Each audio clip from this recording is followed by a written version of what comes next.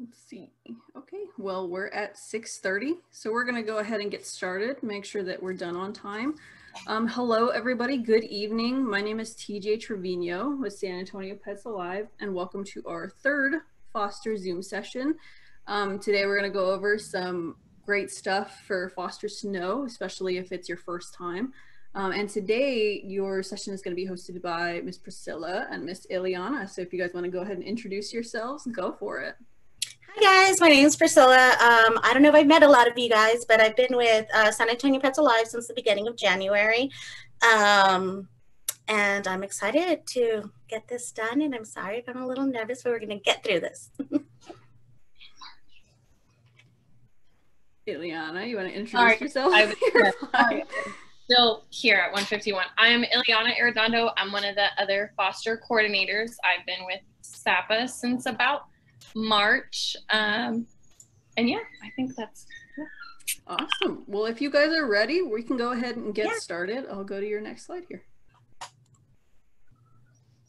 So the webinar that we're going to do today is You Picked Up Your Foster, Now What? And this is just going to answer some questions basically about how are you going to market them, what happens with medical, how to keep up to date. Right now, all the information that we're going to give you is what we're doing right now with the whole COVID-19. Protocols are changing constantly.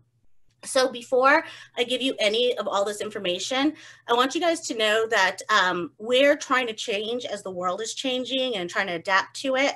So in the bottom of all foster at emails, you're going to see this link called SAPA COVID-19 Fostering Medical and Adopting Protocols. This is going to keep you up to date on everything. So any of the information that we give you right now is what is going on. If anything changes or you have any questions, just click on that link. It's going to tell you anything about the Marbach clinic changes, how to spay and neuter, how remote adoptions are happening if we're still doing them at that time, or any changes we feel. Next one. Next slide. okay. So preparing your home for quarantine and why it's important. So if you ever come to 151 and talk to one of the foster coordinators, either myself, Priscilla, or Shelly, you'll always hear us or any of the staff at SAPA kind of say how important it is for a dog to go into a foster home. The shelter life is very, it can be a little, what is the word I'm looking for? Stressful for a dog that's going through the whole process. So allowing the dog to the dog or cat, I'm sorry, to decompress when they get into your home and kind of adjust to the home environment is really important. Another thing for quarantine is to be able to keep a closer eye on them for any possible illnesses that they might have gotten from ACS, or, you know, a lot of them are strays, so that anything that they might have picked up from any place between being in our care or in your care. And then also for slower introductions to personal pets and kids. A lot of the dogs that do come in, a lot of dogs and cats that do come in, we aren't 110% sure what their story was before they got to SAPA. So we do like to, you know, do meet and greets and do encourage slow introductions, just so that your foster pet doesn't present any signs of aggression or, you know, being scared or anything. Just kind of slowing them and slowly introducing them into the home life as best as possible is definitely going to benefit the relationship that you build with your foster, as well as them being comfortable in a new home environment. And then also, so we do have something that we call No Paws on the Ground. That is going to be dogs or cats 6 months, 5 months, I'm sorry, of age and under. So that means that they are more susceptible to certain illnesses. Parvo and distemper is huge. Those are two huge things. Distemper, from what I've been told, and Priscilla will be able to kind of help me with that, distemper just as of recently became a giant thing in San Antonio. From what I've been told, it has not always been a thing, but unfortunately as of recently it has. So just keeping an eye out for the signs of distemper, but also making sure to not put your younger cats or dogs on the ground will also kind of help eliminate that possibility of them contracting something serious like parvo or distemper. Parvo is going to be a virus that attacks the digestive system and kind of causes everything to slowly shut down. That's when you notice like the vomiting and the diarrhea and everything like that. And it can slowly, unfortunately, cause your foster to get very sick and pass. It is also very expensive to treat a parvo cat or dog. And with that, you know, that's why we do encourage no paws on the ground to kind of help eliminate that, but also too, to make sure that the foster pet doesn't have to go through any unnecessary kind of illnesses or sicknesses, especially when it's something like that that can be prevented by not having them by not having them on the ground outside. Parvo does live in the soil outside, so when you do meet and greets and you do have somebody that is no paws on the ground, we've been suggesting to take tarps and blankets to kind of be able to lay down so you as well as the potential adopter or other foster can interact with the pet more, you know, to kind of help get rid of that possibility.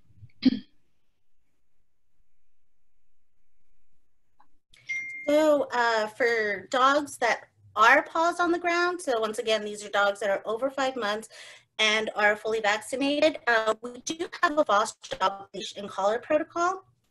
So basically, a lot of these dogs come from situations that we're not aware of. They come from strays, they come from being in a stressful kennel.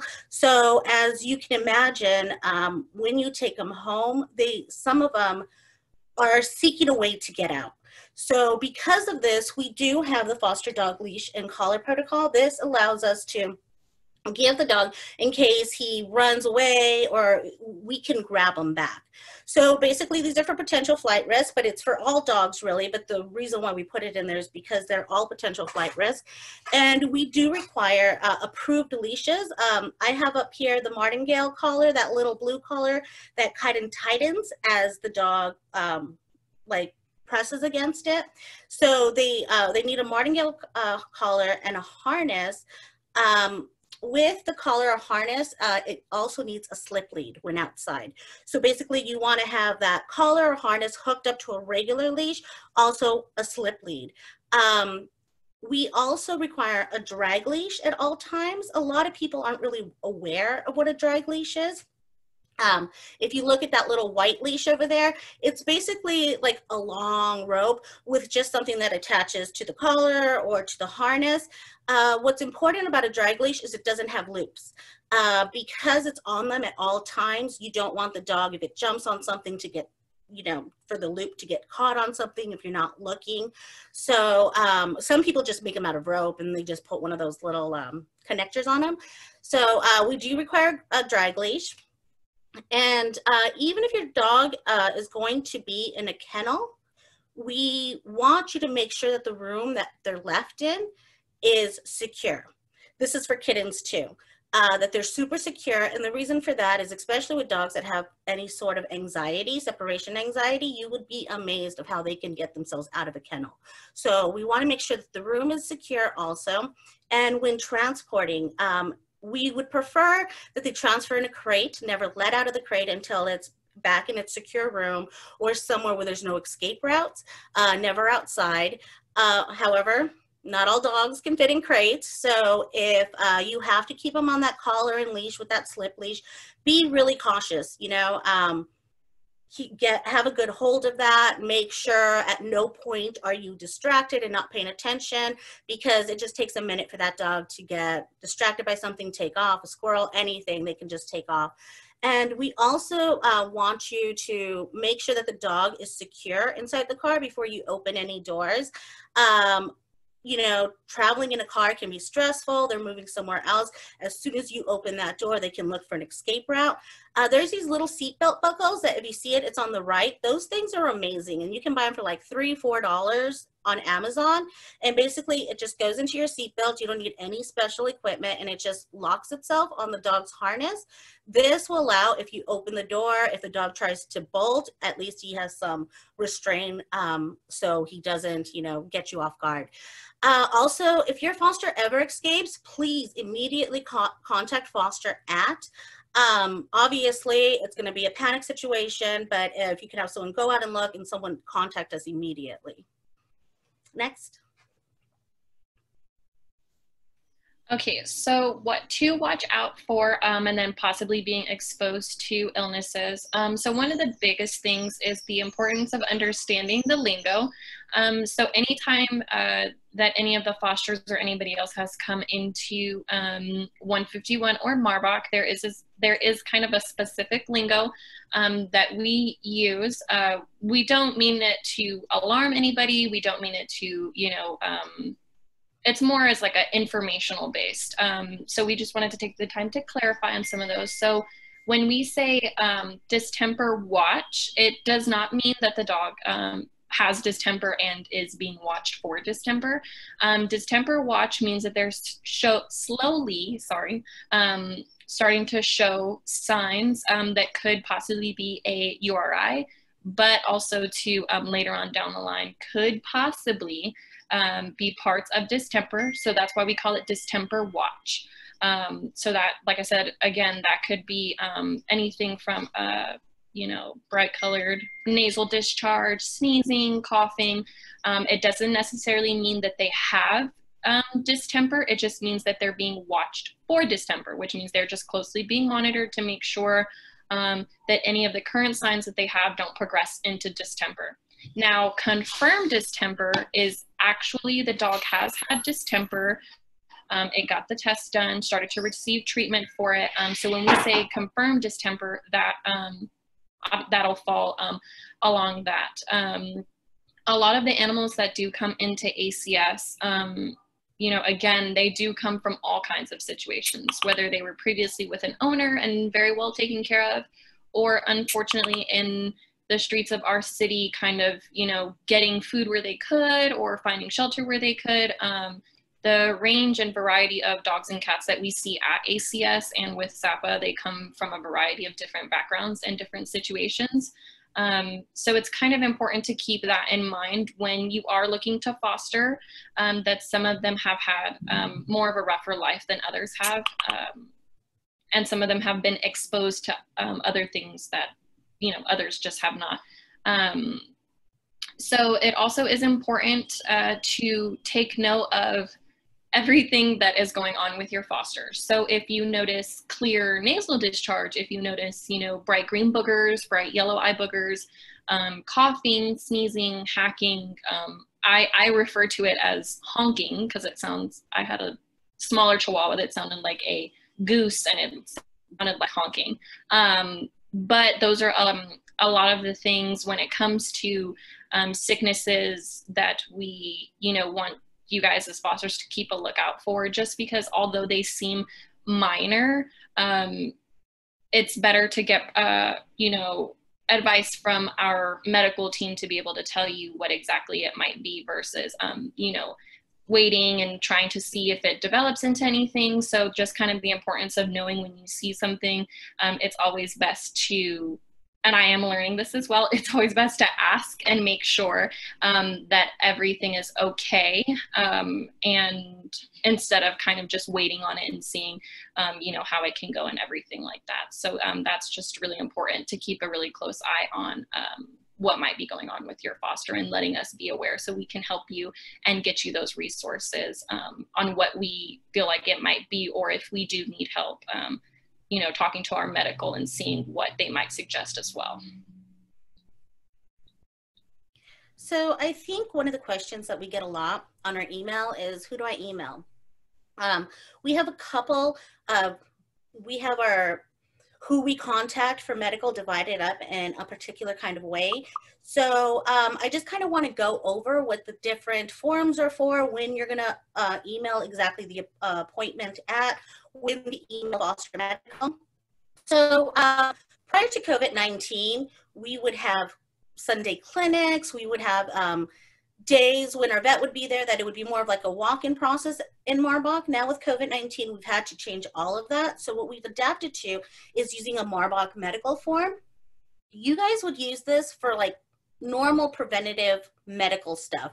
This includes vaccines, preventatives, any kind of testing you do, the heartworm, the FEV, anything that is monthly, your animal is healthy. You just need to get preventatives. So you're going to email appointment at sanantoniopetsalive.org.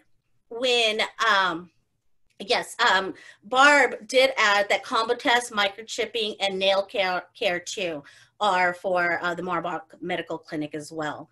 So you're going to contact, thank you, Barb. You're going to contact appointment at, and this is for anything you see, just like what Ileana was talking about. If you start seeing some discharge from the eyes, from the nose, you just hear that honking, any vomiting, any diarrhea, you're going to contact appointment at San Antonio Pets Alive. That's going to be an email going to the medical clinic. They're going to read this email and they're going to set you up with an appointment to come in within a day, or usually within 24 hours, you have an appointment to come in for an illness. For emergencies, it's not required, but it actually does help a lot if you provide photos and detailed information for the clinic, so they have an idea of what they need to get your baby to be healthy. Foster Medical at sanantoniopetsalive.org. That's run by Nikki, and she's awesome at like responding right away.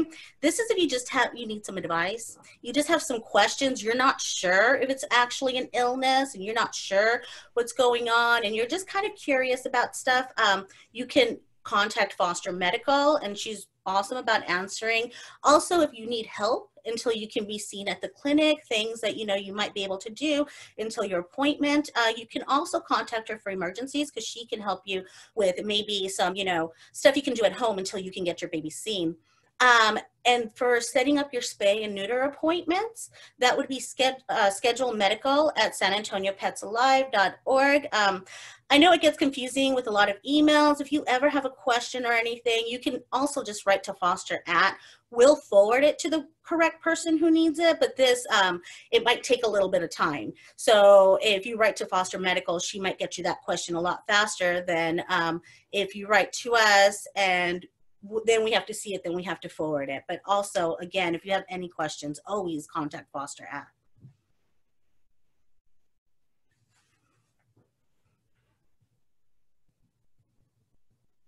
Okay, so when it comes to marketing, so marketing is going to be if you are fostering a dog with the intention to adopt it out, I'm sorry.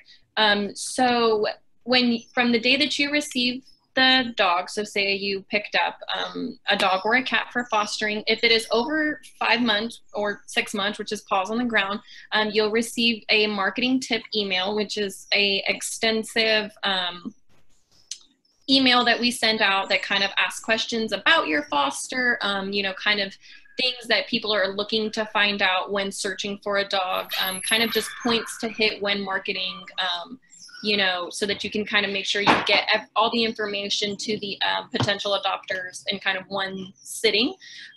So if the dog is, like I said, 5-6 months, you'll receive a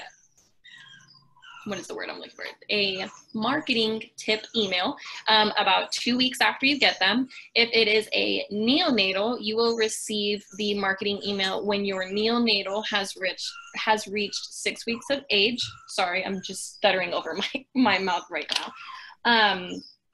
And then also as well, the forms of marketing are, our biggest one is just making sure that your puppy or kitten or cat or dog is on our website. A lot of people do go to our website looking for, anything specific. they're able to put in the filters and find, you know, cats and pets that way.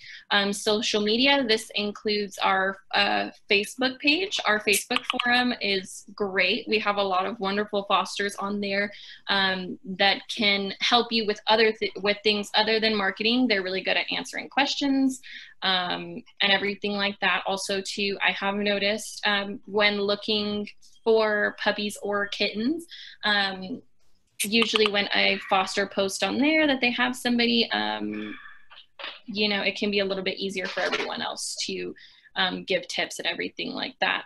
Your foster, you can begin to market around the time that they're ready for spay and neuter. Per our agreement with ACS, all of our cats and dogs do have to be altered before they go to their forever homes. So it is important to just remember around that time when you do start to schedule them to get spay and neutered, if they are neonatals, that's probably the right time to also start to market them, so that as soon as they're done with their surgery, they're able to go right to their forever homes if it's planned out that way. And really quick, I just wanted to, so Barb asked, does SAPA still also send out marketing on the animals to other sites like they used to? And yes, so TJ did answer that, but the database does plug into websites like Adopt a Pet, Pet Finder, so if they put the zip code and what kind of dog they are, all that stuff you sent on the bio will show up on those websites. Next. So answering applications. So as a foster, you guys are kind of an extension of SAPA when you're talking to people who are interested in adopting, and obviously you have more information about how this dog is doing, or the kitten, what the cat and dog are like at home, any specifications that they need that obviously you, the foster, would know that better than us, where we just saw them in a kennel environment. So the way that answering applications happens is, so if somebody sees, let's call it Fluffy, somebody sees Fluffy on the website, and they're really interested, they're going to fill out an adoption application. And when they fill out that adoption application, they're either going to use the SAPA number or they're going to do put Fluffy's name in there. So at that point, so at that point, you would basically adopt at our adoption agents, our adoption department, would review the application.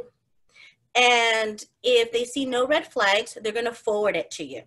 So it's going to get forwarded to the email that we have on file for you. So if there's an email that you use that you only check every now and then, and you're marketing your baby, maybe give us an email that you're going to check daily, because we do require you to answer all inquiries within 48 hours.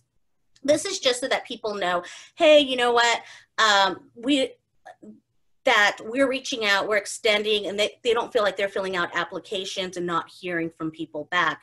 One of a great tip that a lot of fosters have done is that they have a pre-written response ready. Basically, it just says, you know, thank you for writing, you know, Fluffy is still available, or thank you for writing. Right now, Fluffy has several meet and greets. We'll get in contact with you shortly if that doesn't work out, or thank you for, you know, just in the process of being adopted or is no longer available. We just ask that you communicate to everybody that's reaching out and sending applications. You just communicate with them where the process is. And because, you know, if he is in the process of getting adopted, maybe they'll look onto another dog and get another, you know, foster out into an adopted home.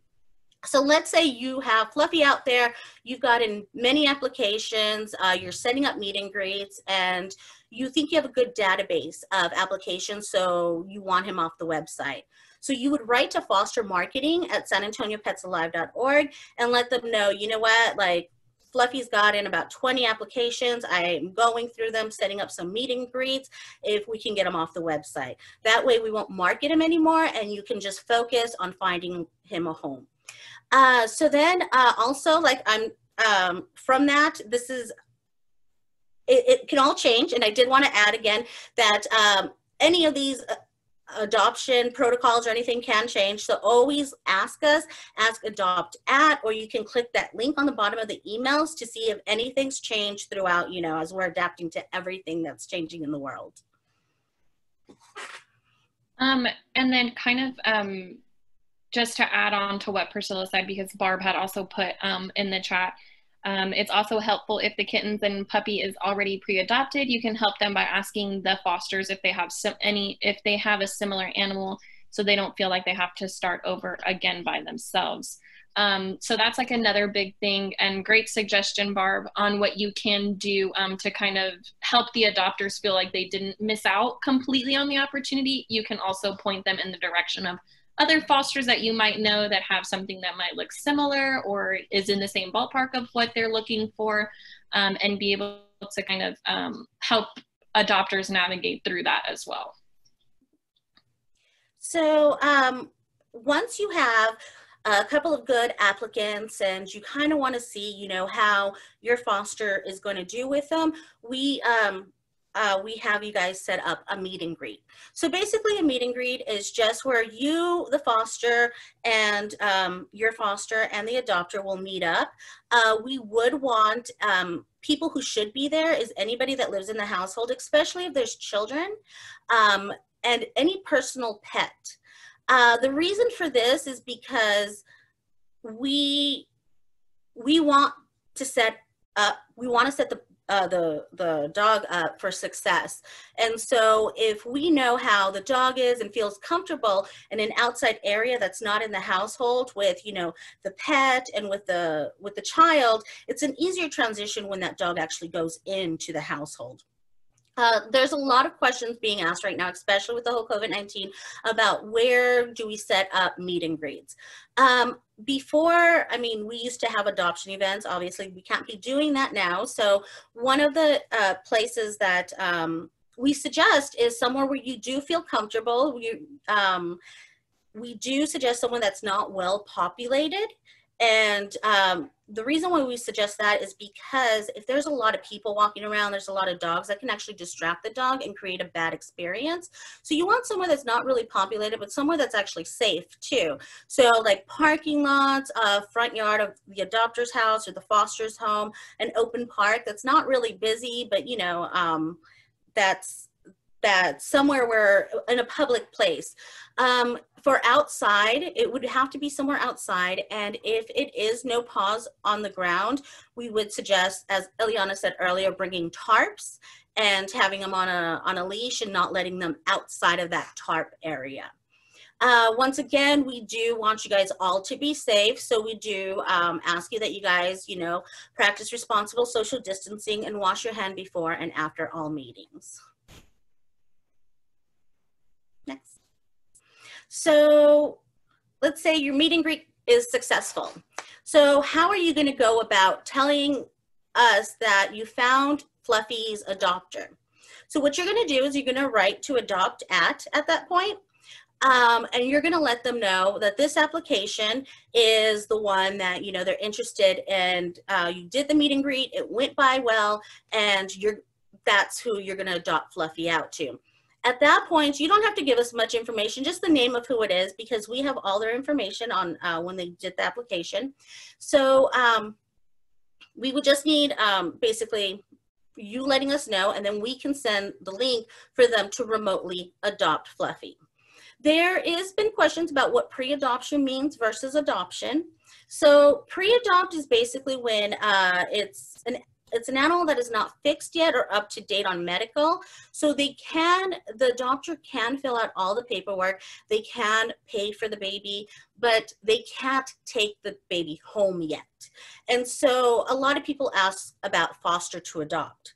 If they've already adopted, why can't they just foster it until then? Unfortunately, we have had bad experiences where adopters haven't gotten the dog up, they haven't followed through with the medical or gotten them spayed or neutered. And so because of this, if that foster is adopted out but is not fixed or up to date on medical yet, the foster would have to, the dog or cat, Fluffy, would have to stay with the foster until those things are done. Adopted means already fixed, already up to date on medical. They can fill out the work, they pay, they can take the baby home. So what happens after you get them spayed or neutered, and how we get that information? So all we would need, right now we're using outside clinics to get them fixed. So when you go to pick up your foster from getting fixed, we would need proof of surgery. That could be a picture, you know, you can just take a quick picture with your phone. You can scan it in and just send us the file. That's fine. We don't need the actual paperwork. We just need proof of it. Once we get that, you can hand over the foster to the adopter at that point. And you would send that proof of surgery to paperwork at sanantoniopetsalive.org. There is one situation in where a pre-adopted dog can actually go to the adopter, and that's for heartworm dogs, heartworm positive dogs. Basically what happens here is you as a foster, when you get a heartworm positive dog, you have the choice of treating them while you're fostering, or, you know, just marketing them out and the adopter treating them. So at this point, if you decide that the adopter is going to treat, the adopter will fill out all the paperwork, pay for it, and he'll be considered pre-adopted. They can go home with the adopter, but they do have 3 months. They have to do the treatments within 3 months. And so basically that's pretty much it. And then you would hand them over to the adopter, and you would have successfully fostered and saved an animal in need.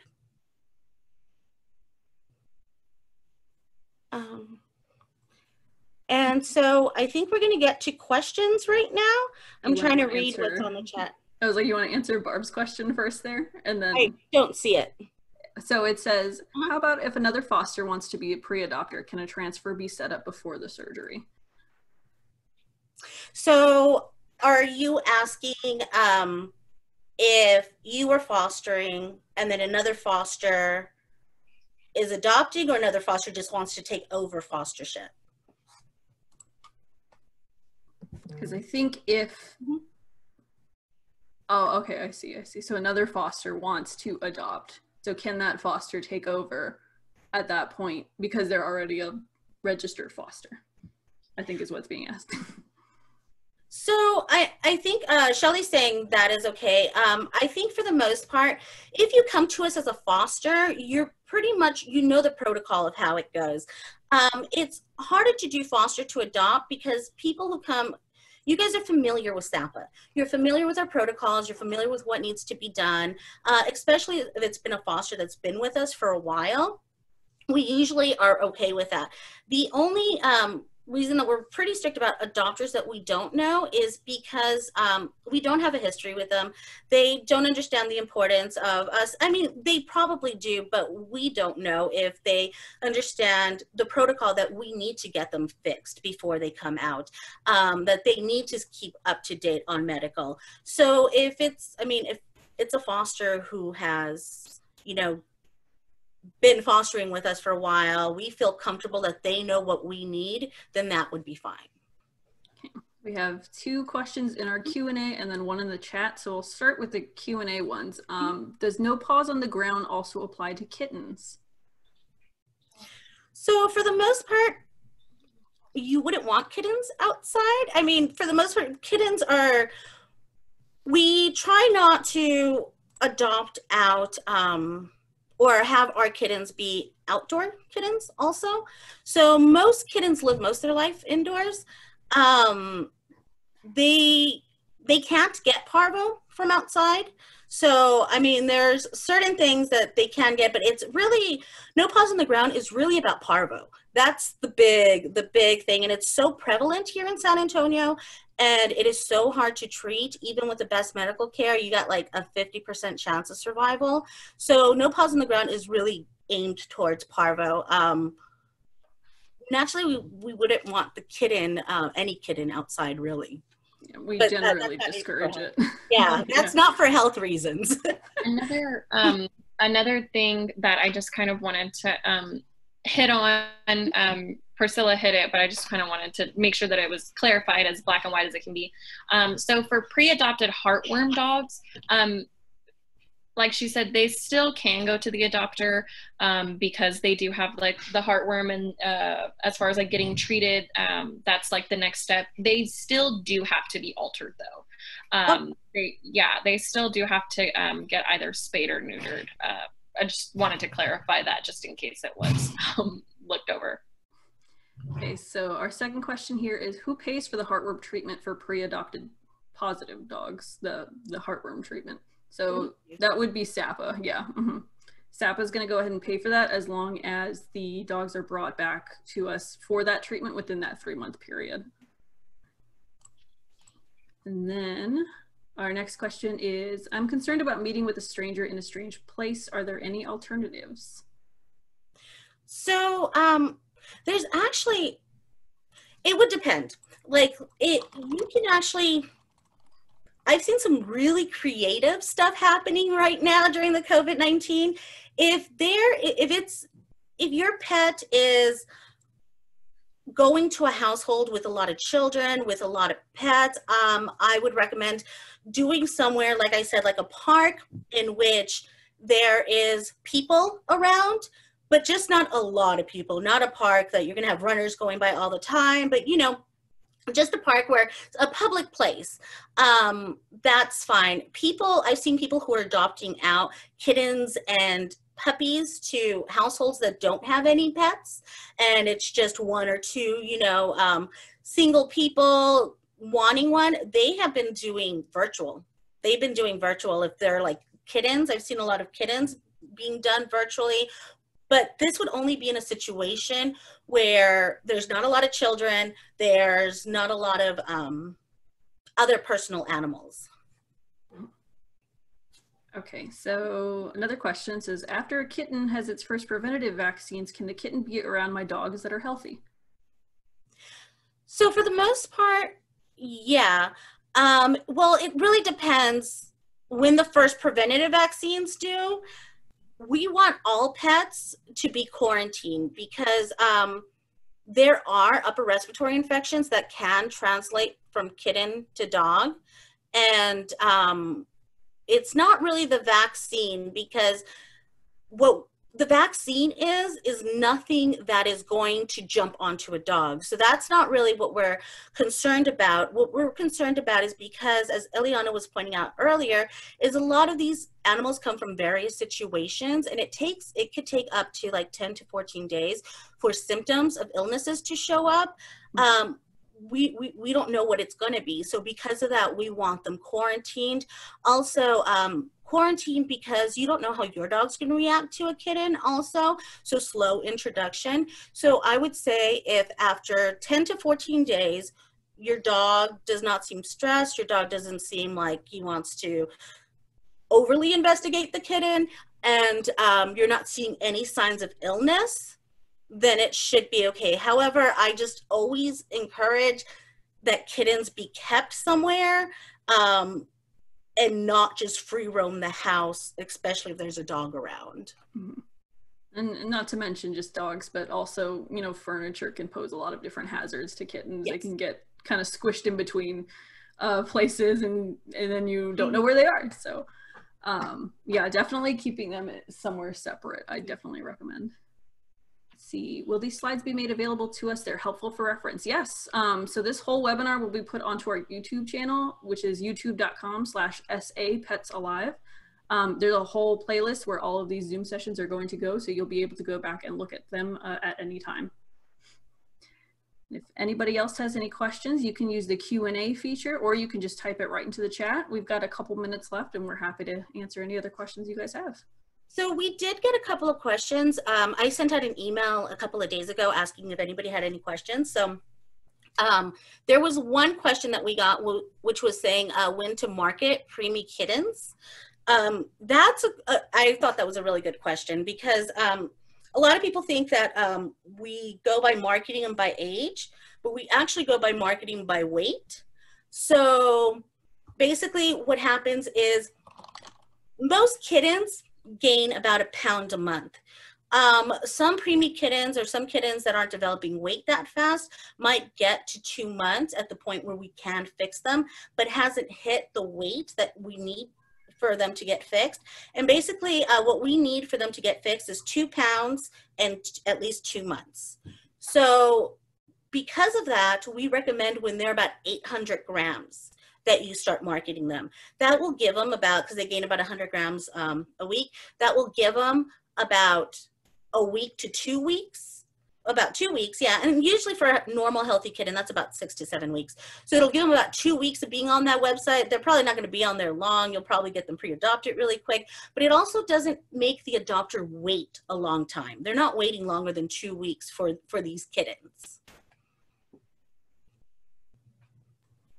And then you had another one, didn't you? Oh, yes, sorry. So what to do about scared neonatal kittens. A lot of these cats, they come to us at 4 weeks. They haven't really had much human interaction. Everybody has their own, ways that they do it. But however, a good way to set up when you get these little guys that are a little bit hissy, a little bit scared, ready to run, is have them in a small area. What really works is putting them in a small kennel. And I mean like a small kennel where their litter box fits, their water and their food, and that's about it. If you have a quiet room that you guys kind of go around and leaving the kennel in there, that really works because it lets them observe. It lets them know what's going on. They can see you. You're not always at them. So they're kind of getting a sense of like, okay, they're calming down. When you put your hands in there, always make it a super positive, interaction, whether that means giving them treats. If you're going to take out the litter box, give them some treats before you do that. Just take it really slow with them. When you start getting treats and they start letting you come to get treats, you can start just, a little pet. Don't overwhelm them, because if you do, I mean, they're just going to learn to, to continue hissing and fighting. So at that point, just go at a slow pace and go at their pace. And if you do that and you just give them a small space where they can't hide in things, and like TJ was saying, because I've had a kitten hidden in a drawer for like 2 days, but where they can't hide and that they can be aware of their whole surrounding while also having an area that's their own that they can decompress in. I always recommend a bathroom, like a second bathroom, a guest bathroom. Those are perfect places for kittens. Just stash them all in there. Okay, we have one more. Says, my kitten still has a little ringworm. It still shows in its skin, so when would he be ready to start marketing? Do I have to wait till he's completely recovered? So for that, I always tell fosters, that depends on you. Ringworm isn't something that's a life and death situation. Usually with medical, when you foster medical, we usually recommend what the vet recommends. If you have a distemper dog, then, we're not going to market them. However, ringworm's not something that is, life and death. So I really let the foster make the decision on this. Some fosters want them to be completely healed, and that's fine.